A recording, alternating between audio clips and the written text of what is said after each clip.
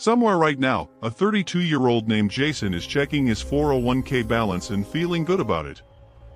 It's grown. It's up from last year. He's contributing every paycheck, his company matches part of it, and by every number he can see, he's doing exactly what he was told to do. Here's what Jason doesn't know. Buried inside his plan is a number he has never once looked at, a number so small it looks meaningless, so small his statement barely mentions it. It's called an expense ratio, and Jason's is 1.2%. That doesn't sound like anything. It sounds like a rounding error. By the time Jason retires, that rounding error will have quietly taken more than $190,000 out of his retirement account. Not because the market crashed. Not because he made a bad trade. Because of a fee he never knew he was paying, silently compounding against him for 40 years. This isn't a rare story. This is the default story for tens of millions of Americans, right now, in accounts they check every single month and understand almost not at all. Today we're breaking apart the 401k fee myth completely. You're going to meet three people with three completely different retirement accounts, and you're going to see exactly how a fee too small to notice becomes a number too large to ignore. Let's start with the myth itself, because it's built on something that sounds completely reasonable. The myth is this: my 401k is basically free, or close enough that it doesn't matter. Most people believe this for one simple reason: nobody ever hands them a bill. There's no invoice. No line item labeled fee pulled from a paycheck. The money just quietly leaves the account before you ever see it, shaved off the top of your balance before your statement is even generated. You never write a check, so your brain never registers a cost. But a fee doesn't have to be visible to be expensive. It just has to be small enough and repeated for long enough. Here's the part almost nobody explains clearly: a 401k fee isn't a one-time charge. It's a percentage taken every single year, forever, from your entire balance, including the growth that balance is supposed to be earning for you. That means the fee doesn't just cost you the fee. It costs you every dollar that fee would have compounded into over the next 20, 30, 40 years. A 1% fee doesn't cost you 1% of your retirement. Over 4 decades, it can cost you a quarter of it. This is the core idea of this entire video. The difference between a low-fee retirement account and a high-fee one isn't a rounding error, it's often the difference between retiring comfortably and running out of money in your 70s. And almost nobody was ever taught to check which one they actually have. To be fair here, not every fee is a scandal. Every 401k plan has some administrative cost, and that's normal. Someone has to run the plan. The problem isn't that fees exist. So let's meet three people who all have a 401k, all check it regularly, and all believe they understand it, and see exactly where the truth actually sits for each of them. Jason works in logistics, makes $61,000 a year, and has contributed to his company's 401k since he was 24. He's disciplined. He never skips a contribution. His employer matches 4%, and Jason takes full advantage of it. Jason assumed discipline was the whole game. Contribute consistently, let it grow, retire comfortably. What Jason never checked was what his money was actually invested in. His plan defaulted him into a target date fund years ago, and he never looked again. That fund carries a 1.2% expense ratio, more than 4 times the cost of a comparable index fund available in the exact same plan, sitting one menu option away that he never opened. Run the math on Jason's numbers: contributing steadily until 65, that 1.2% fee versus a 0.05% index fund alternative is the difference between retiring with roughly $780,000 and retiring with roughly $590,000. Same contributions. Same market. Same discipline.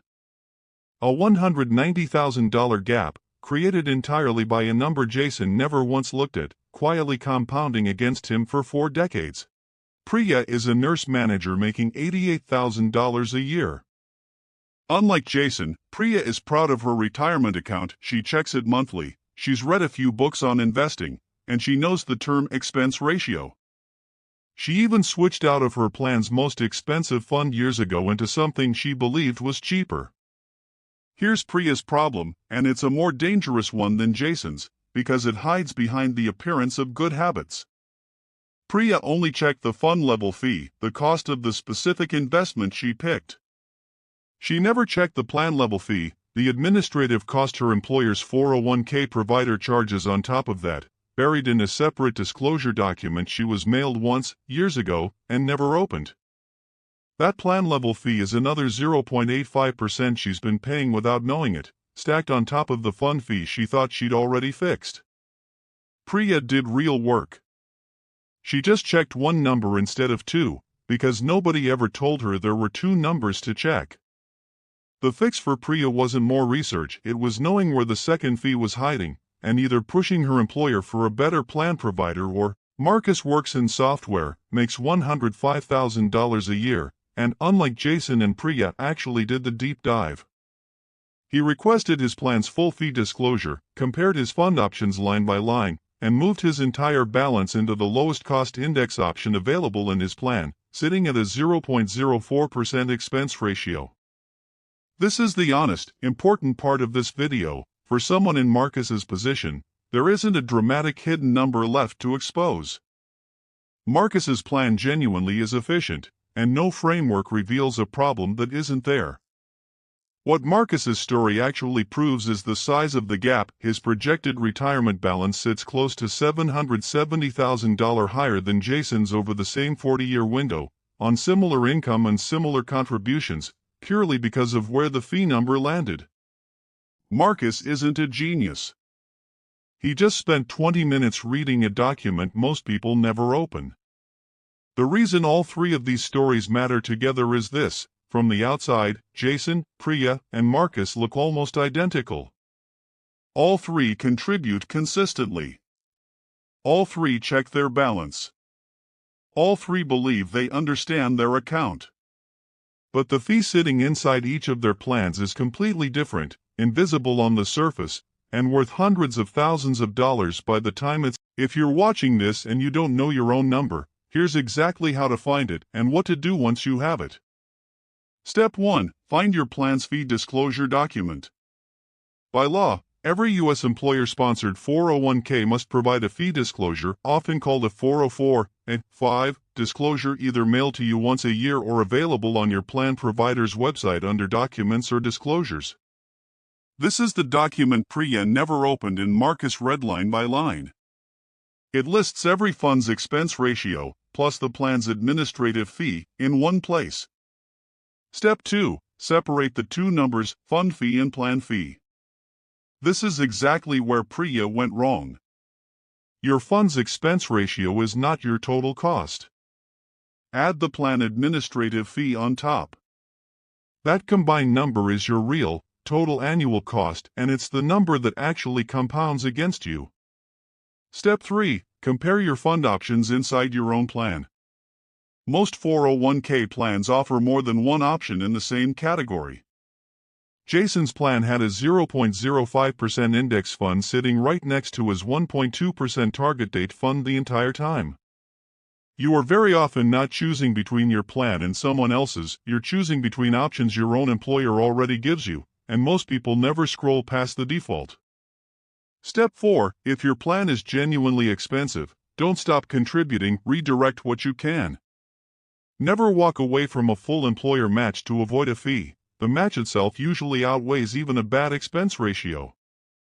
But once you've capped. Step 5. If you've changed jobs, hunt down your old 401k(s). Old employer plans left behind are one of the most common places high fees quietly survive for years, forgotten and unmanaged, exactly like Priya's stacked plan level fee. Rolling an old 401k into an IRA or your current employer's plan puts the fee decision back in your hands. Step 6. Recheck this once a year, not once ever. Plan providers change.